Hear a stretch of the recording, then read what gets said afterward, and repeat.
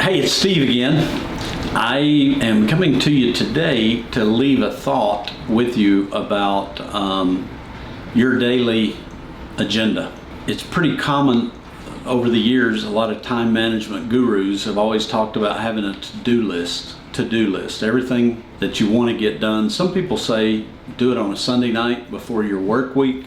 Some people say do it every night before your work week. Some people say do it first thing in the morning. But basically listening out, what do you need to get done today?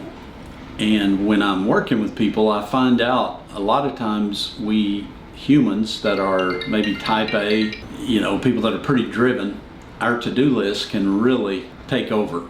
And what I've found in talking to people, there's too many things on their to-do list, 5, 6, 7, 8, 9, 10 things. And it's one of those issues that you're constantly pushing it off because I didn't get it today, so I'll leave it on the list, etc., etc.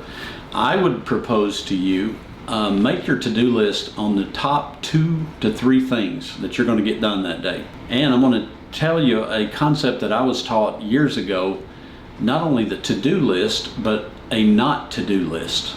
I know for me, if I'm piddling around doing some things, I'm like, what's going on? If I'm doing tangential things or things that maybe not the most important things or the urgent thing, most of the time I'm procrastinating because I don't want to face, they talk about tackle that big elephant first or whatever. I will do a lot of busy work to stay busy, but I'm really not accomplishing anything on my list.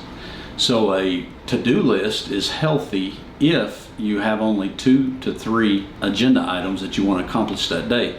I think a not to-do list is extremely healthy because you start weeding out little things that somebody else can do.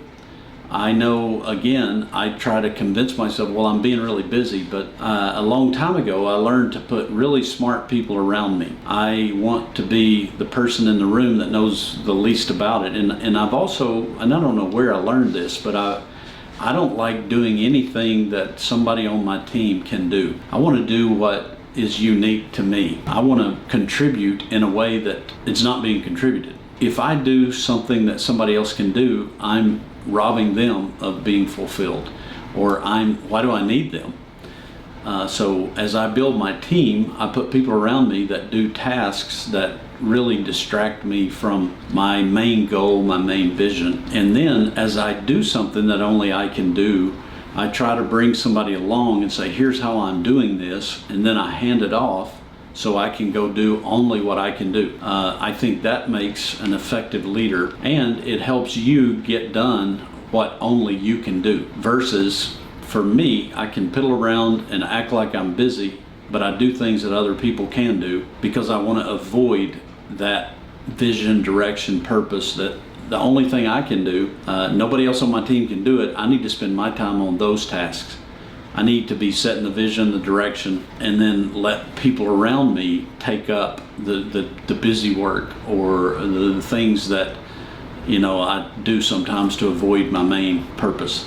So just a thought, your to-do list, 2 to 3 things max.